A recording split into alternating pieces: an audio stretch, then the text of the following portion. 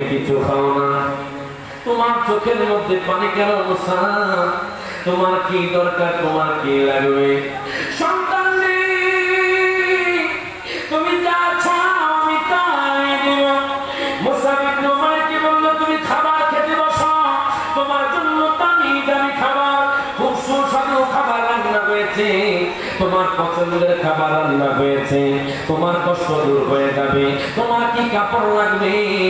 আমি মা তোমার জন্য কাপড় এনে দিব। তোমার কি সম্পদ লাগবে?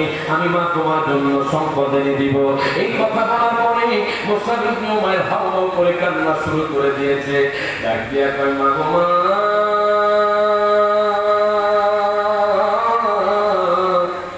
আমি দুনিয়ার কোনো সম্পদ চাই না।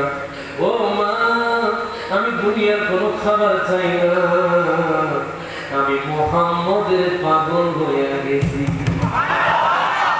ও মায়া নবী গো, তুমি প্রেম শিখায়া কোথায় গাইলা?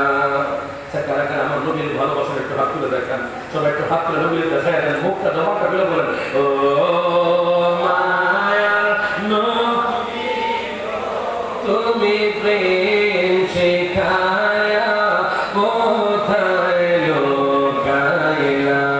আমরা কেমনে যাব মদিনাতে, নবী কেমনে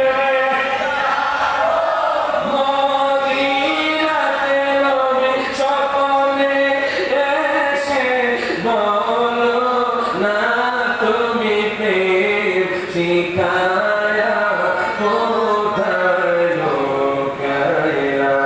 বলেন গো মায়া নবী, তুমি প্রেম শিখায়া কোথায়? মুসা ইবনে উমাইর এত ধনাঢ্য ব্যক্তি, এত সুদর্শন যুবক, যে কোনো মানুষকে দাম দিত না, যে কোনো মানুষের সাথে কথা বলতো না। আজকে সেই যুবক 2 দিন ধরে কিছু খায় না। মা ডাক দিয়া কয়, যুবক রে, তোমার কি হয়েছে আমারে খুলে বলো।